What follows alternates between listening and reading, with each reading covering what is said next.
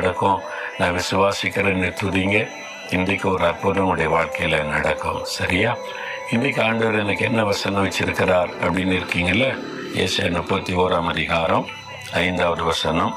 பறந்து காக்கிற பட்சிகளைப் போல சேனைகளின் கர்த்தர் எருசலேமின் மேல் ஆதரவாயிருப்பார்.